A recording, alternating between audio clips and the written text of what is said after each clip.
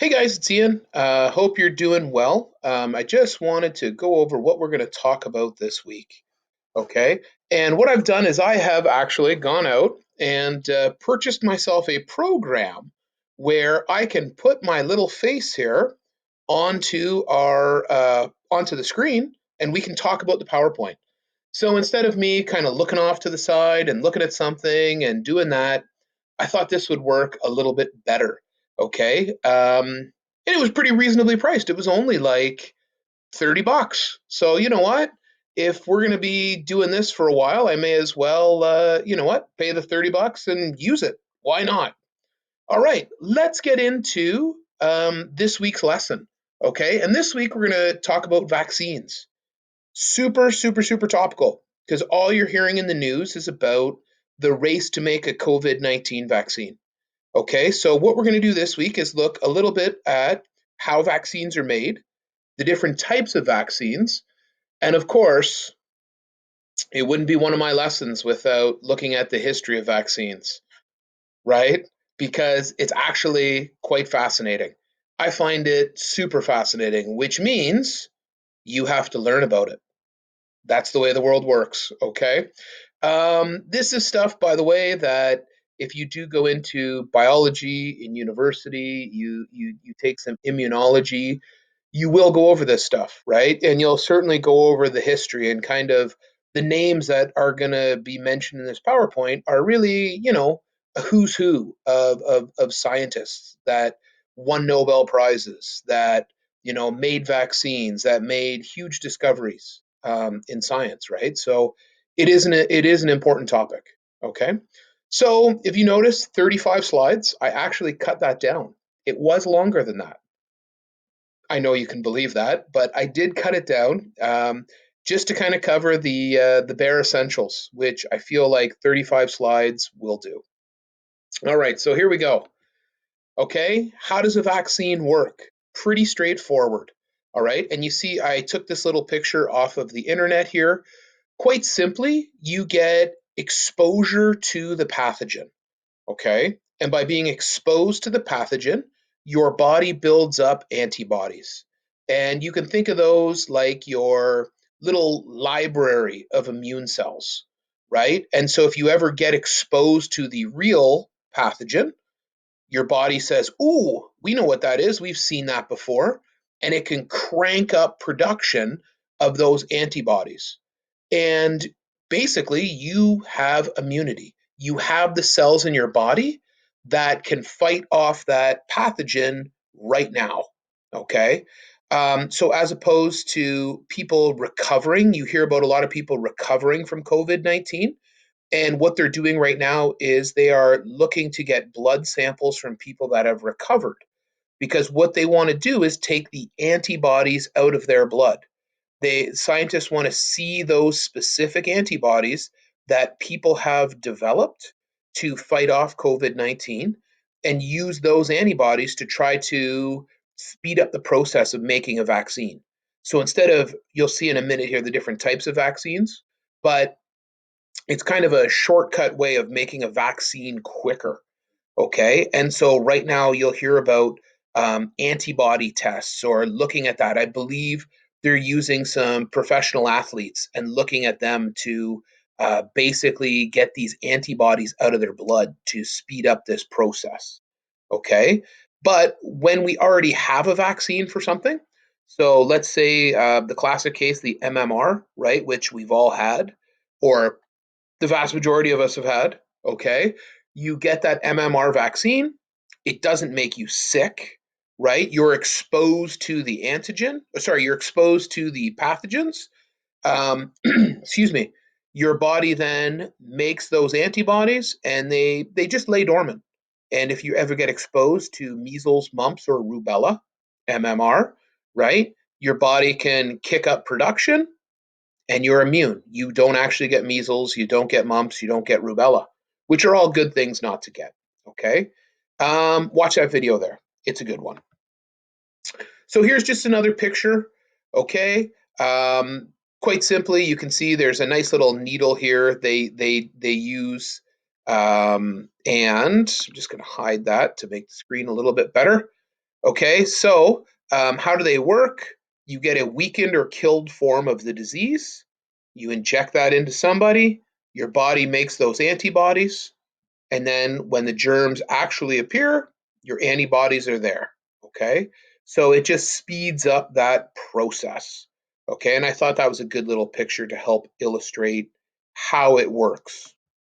All right, now there are 4 different types of vaccines. Okay, and we're going to talk about each one of the 4 of those. So the first one is called a live attenuated vaccine. Okay, so it contains the bacteria or the virus and it's been altered. Okay, so it has been weakened, it's been changed. And what happens is the virus is still alive, but it doesn't possess the ability to infect you. All right. So an example of this one is actually the MMR vaccine. Okay. And also the polio vaccine, which you guys probably don't know a lot about because, well, polio hasn't been around for a long time. Your grandparents probably had a polio vaccine. And if you talk to your grandparents, they'll probably have some stories about polio from when they were kids. Certainly, yeah. I mean, if we'll go into more detail, I don't want to spoil that one. Okay. So what happens is they kill the they alter the virus so it won't infect people, but it's still alive. This is why there are a small number of people who get sick after getting the MMR vaccine. Because if you have a really, really, really weak immune system, you can actually become sick. Now, it is like a tiny percentage of the population, but it still is a minor possibility. Okay, but for the vast, vast, vast majority, 99% plus of people, this is a moot point. Okay, you're not going to get sick from the MMR vaccine, but it is actually still alive. It's just we know how to genetically alter it so that it can't infect people. Okay, the next one is known as a killed virus. Okay. So what they do is they actually expose you to the virus, but they've killed it. So you can think of this as if you think of a virus, they're kind of those round shapes. We've all seen the pictures of the virus for COVID-19 or for the flu. The flu vaccine is a good example of this one that uses a killed virus. So what they do is they kill the virus, but the outside of the virus is basically still there. Your body can recognize skeleton's not the best word to use, but it's maybe the simplest example, okay, or the simplest way to try to get that across. This kind of skeleton or shell of the virus you get exposed to, your body recognizes the outside, the shell of the virus, let's say, right? And then what happens is that it builds that immune response, okay? So same thing, it just recognizes the outside of it. It knows it's a foreign invader, but obviously it can't spread, right? It's dead. It can't infect your cells. You're just basically putting in these empty viruses, if you will, and then you make your immune response. Okay, so the flu, the example there, and also the polio vaccine. And again, we'll talk more about that in detail in a little bit. Okay. Toxoid vaccines, I want you to watch the video that I've posted there. Okay. And what this is sometimes pathogens make a specific toxin that makes you sick, right? So it's the products of the pathogen that make you sick, right? So an example of this would be diphtheria or tetanus. I got a great tetanus video, an awesome tetanus video. Okay, but that shouldn't be a surprise. I have a video about everything, but I have a really good tetanus video that I will make sure that I put in the news feed for you to watch because it's awesome. Okay, and so what happens is you basically get immune to those toxins, and yeah, it works just the same. It's just a different form. Okay. The last one, they're called component vaccines. And if you read there on the side, what they do basically, the classic example here, picture of Twinrix there, the Hep A and B vaccine that a lot of people get if they travel. Even if you travel to the Caribbean, you should get your Hep A and B. because you can get it. We've all seen those commercials on TV, from a contaminated ice cube and crushed ice, and you actually can get it from that. Okay. And what it is it contains parts of the bacteria or virus. So they kind of chop it up into pieces. I mean, that's really making it simple, but they essentially chop it up into pieces. You're exposed to that, and what happens is you make antibodies for specific pieces of the virus, and that's okay because if you're ever exposed to the live virus, the antibody recognizes a little piece of it, which still gives you immunity. So you're still fine. It still protects you from the virus. Okay. So those are the four main types. And like I said, right now, what we're doing with COVID 19 is we're looking at people that are healthy, or sorry, that have recovered and that are healthy now. And we're looking for their antibodies. Okay. Now, the hope is we're kind of tackling this one a little bit differently. If we can just mass produce those antibodies and give people antibodies, that would be a effective cure. Okay. Um, Ideally you want your body making your own antibodies, right? So we still really want to get to a point where we have one of these four types of vaccines. All right, more than likely it'll end up being like a killed virus, because I mean it is very close to the flu, right? And that's what we use for the flu. So in other words, you make this vaccine and you can go from there, right? And remember, people at Mac actually helped sequence the genome of the coronavirus, right? Of COVID-19. So that's a big start because if you can recreate the virus, right? All of a sudden, if you can make those viruses, then you can kill them. Remember, we watched that video about the flu, right? They make them in chicken eggs. Same thing, right? If you can make the virus, you can infect chicken eggs, you can kill it off, expose people. Now, we're really rushing through this, right? Normally it takes like years and years and years of testing to make sure that's safe. We're hoping to do this in like a record amount of time. So we'll see. We don't know how it's going to happen, right? And not to mention, I read a report last night from a professor at Stanford in California who said that they actually think the infection rate of COVID 19 is like 8 to 10 times higher than it's actually been reported because so many people don't show symptoms. They're asymptomatic. So a lot of us have probably already been exposed and just were never sick. So we would already have those antibodies. They can't test everybody, right? So what they're doing is hoping to find the people that did test positive, did fully recover. For sure, yeah, Jimmy had it. Jimmy's recovered.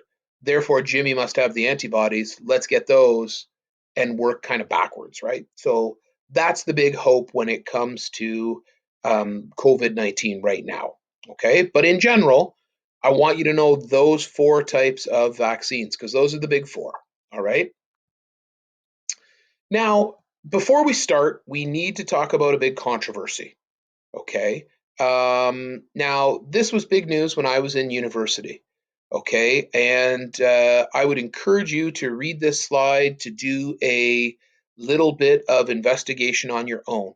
I've put a good link here, historyofvaccines.org. It's a good website. Okay. There are still a lot of people who think that vaccines are bad. Okay. And this all comes from this one British doctor. Okay.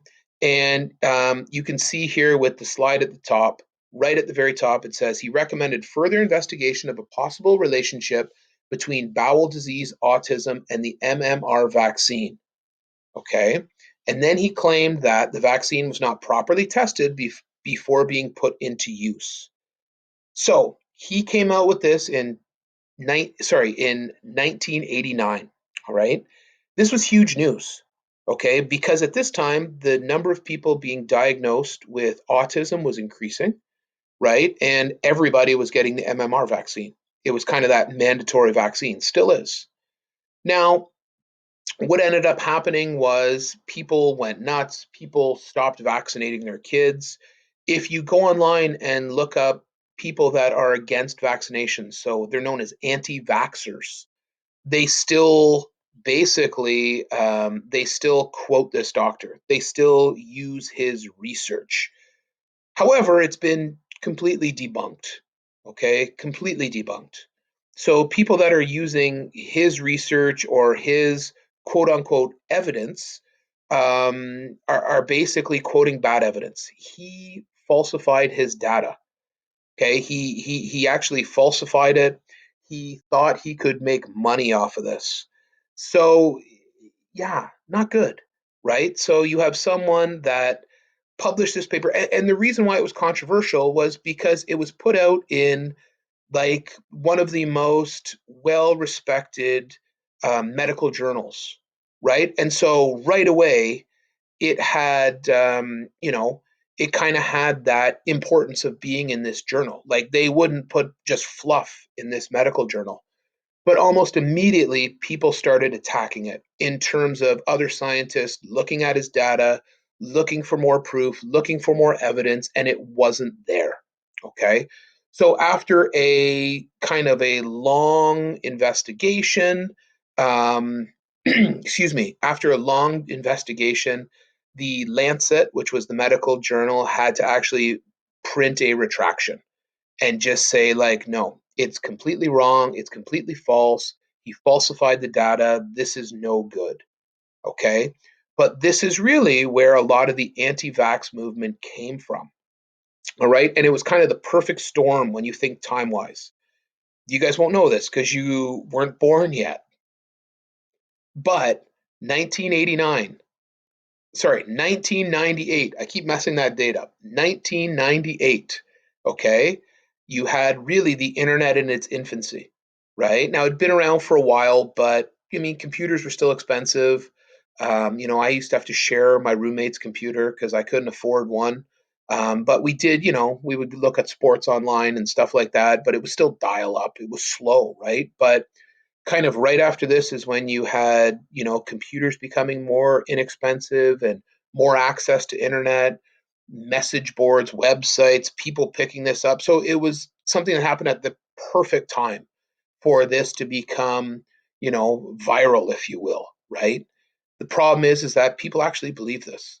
And this is where we run into trouble with outbreaks of measles and outbreaks of mumps and things like that, is because a lot of it comes from this one article that this guy wrote. Okay. So, what I want you to do is look into that in a little bit more detail. Um, and yeah, that's what I really want you to do. Look into the anti-vax stuff in more detail and make your own decision. But just know, anytime you see Dr. Wakefield, know that, well, he was completely debunked and he falsified his stuff. And yeah, it's never good when someone wants to make money off of science, right? And that's basically what he was doing. He was hoping to become the expert witness in like every court case. So if your kid got autism, you would call up Dr. Wakefield and he would charge whatever amount of money to be the expert witness, because you actually have to pay expert witnesses in court. You would pay him and he would say, yes, this is my research, blah, blah, blah. That's where he was hoping to make money, right? So, not a good thing. Okay. A couple other videos. Watch those. I want you to go a little more in depth on that anti vax stuff. Okay. That's where we're going to end it for today. Okay. So, what I'd like you to do is watch those videos, learn a little bit more about anti vaxxers. Okay. And we are going to get into smallpox and polio on Wednesday. All right, guys. For now, that's everything. That's me signing off. And we will talk to you Wednesday. Um, Email me if you have any questions. Okay. And we will go from there. All right. Let's turn this off and we are all good. Bye for now.